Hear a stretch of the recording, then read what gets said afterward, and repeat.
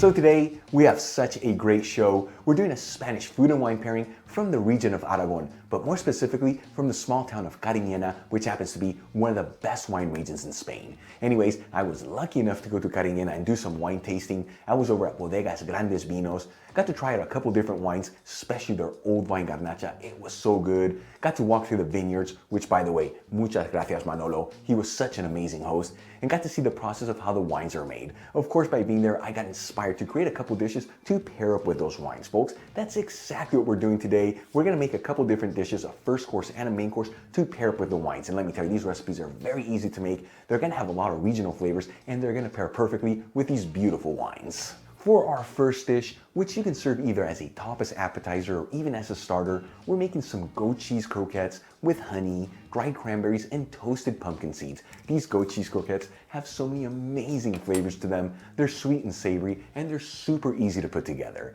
I'm going to be pairing these croquettes with a wine from Bodegas Grandes Vinos. This is their Monasterio de las Viñas, Garnacha Viñas Viejas. This is a beautiful young wine with so many fruit flavors to it, and it pairs perfectly with these croquettes. You'll find links to the two wines I'm using in today's recipes in the description box below. Let's begin by grabbing a log of soft goat cheese. This is 200 grams, which is about 8 ounces, and cutting it into pieces that are 1 inch apart, which is about 2.5 centimeters.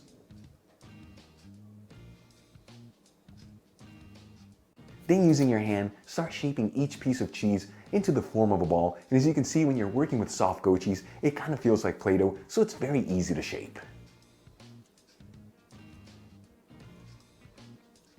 Moving on, I'm going to add a 1/4 cup of all-purpose flour, which is about 34 grams, into a bowl. Cracking 2 large eggs into a second separate bowl.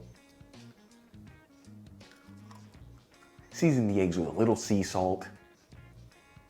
And whisk them together until they're well combined. And on a third and final bowl, I'm going to add in 1 cup of breadcrumbs. This is 119 grams. Season the breadcrumbs with sea salt and some freshly cracked black pepper. And we'll mix it together. That way those seasonings are evenly mixed into the breadcrumbs. All right, let's start creating our croquettes. Doing this one at a time. First coat the ball of goat cheese in the all-purpose flour. Then into the egg wash.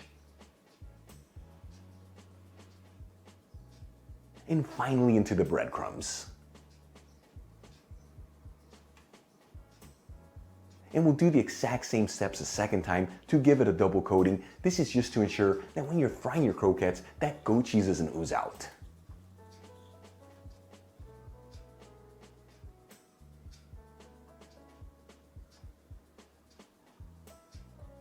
And continue to do this until all your croquettes are formed.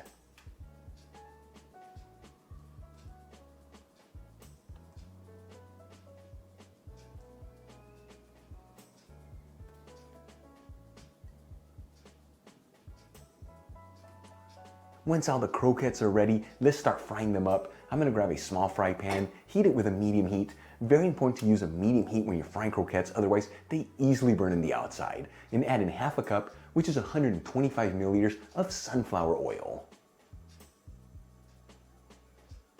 After heating the oil for 5 minutes on a medium heat, it should be nice and hot. And as you can see, it's not smoky, it's not overly hot. That way when you add the croquettes in there, they don't easily burn. I'm going to start adding the croquettes into the pan, making sure they're all in a single layer.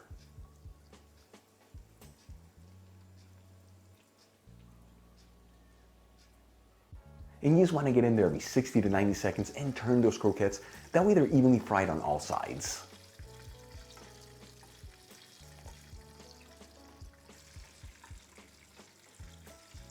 About 5 to 6 minutes after adding the croquettes into the pan, they should be perfectly cooked, and as you can see, they have an incredible golden fried color. I'm going to start removing them from the pan and transferring them into a dish with some paper towels.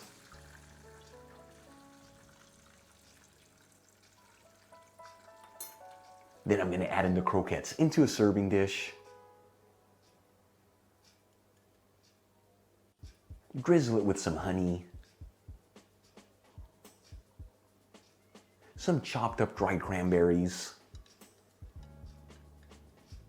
and a handful of toasted pumpkin seeds. Folks, check it out. Our goat cheese croquettes with honey, dried cranberries, and toasted pumpkin seeds has done such an incredible croquette, sweet and savory, beautiful flavors. Once again, we're gonna pair this with the wine from Bodegas Grandes Vinos, their Monasterio de las Viñas, Garnacha Viñas Viejas. This is gonna be a match made in heaven. Let's give it all a try and see how it tastes.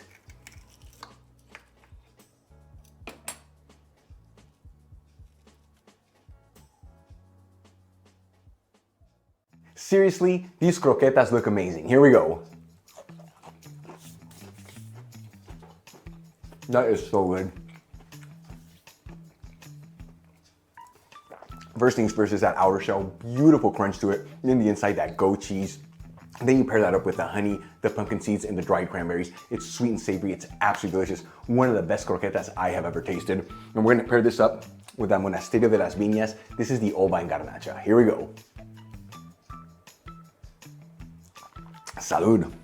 Absolutely delicious. You know, I'm not a wine connoisseur, but I know a great wine when I taste one, and that one's right there. But the most important thing is that it pairs so well with those croquettes. It's like a marriage made in heaven. Try this at home. You're not gonna believe how good it is. All right, let's move on to our main course. For our second dish, which is a main entree, we're making Spanish cod with roasted red bell peppers. This dish hails from the region of Aragon, the same place these wines are from, where it's known as bacalao ajuarriero. And let me tell you, it is such a beautiful dish, very easy to make, and it packs some serious flavors. Once again, we're going to be pairing this with a wine from Bodegas Grandes Vinos.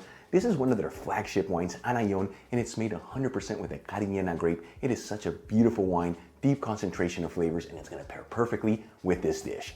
Let's begin by grabbing a piece of cod. This is 14 ounces, which is about 390 grams, and patting it completely dry with paper towels. Now the cod I'm using I bought frozen and thawed out just to make things easier, but you can totally use fresh cod here, as well as any other type of white flesh fish. Then I'm going to cut the piece of cod into pieces that are 1 inch by 1 inch, which is 2.5 centimeters by 2.5 centimeters. And season the cod with a little sea salt and some freshly cracked black pepper. For the next ingredients to prepare, I'm going to grab 3 jarred roasted red bell peppers, add them into some paper towels, and pat them completely dry. And then cut them into thin strips.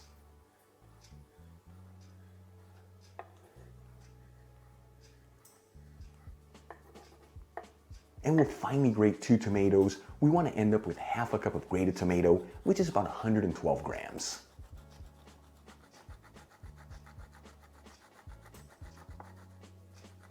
And reserved, I have half of an onion that I finely diced and 3 cloves of garlic that I finely minced.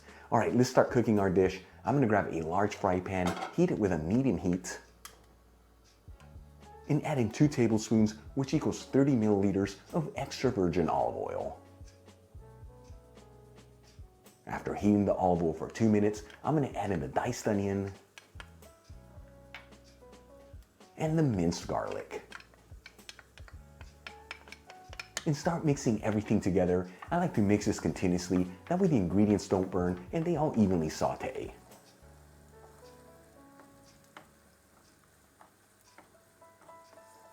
After about 3 minutes and the onion is nice and translucent, I'm going to add in the grated tomato. And we're going to give this a quick mix and simmer it on a medium heat between 4 to 5 minutes or until that grated tomato has really thickened up.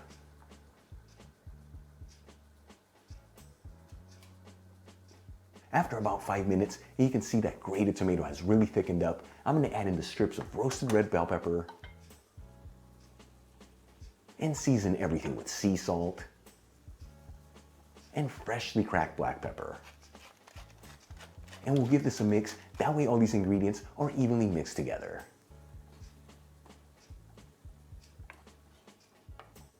Once everything's well mixed, I'm going to add in the pieces of cod, spread them around, that way they're evenly mixed throughout the pan. And add in a 1/4 cup of vegetable broth. This is 60 milliliters. And we'll place a lid on the pan and we're going to simmer this on a medium heat between 4 to 5 minutes. This is enough time for all these flavors to come together and for that cod to be perfectly cooked.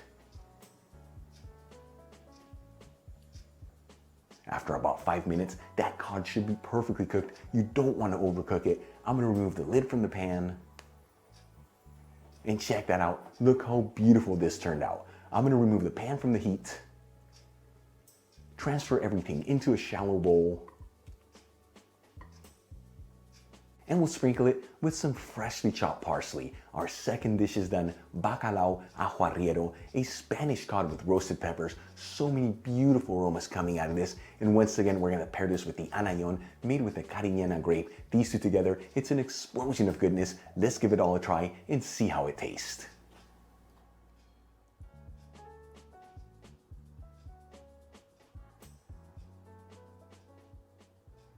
This dish, I cannot wait to try.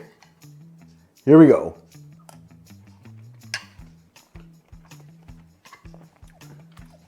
So simple, but so good. And again, so important, you don't want to overcook that cod. It just kind of melts in your mouth. If you overcook it, it's got like a chewy texture to it. Combine that in with the roasted peppers. It's an explosion of goodness. Now I'm gonna pair this up with this wine from Grandes Vinos. This is their anayon, made with the Cariñena grape. This is one of my favorite wines that I tasted when I was there wine tasting, and I know it's gonna pair perfectly with this dish. Here we go. Beautiful wine. This one's so different than the first one. It's just got a lot more depth of flavor to it, which is why it pairs perfectly with this cod dish. It's a symphony of flavors in there. You guys saw this. Two beautiful dishes paired up with two incredible wines.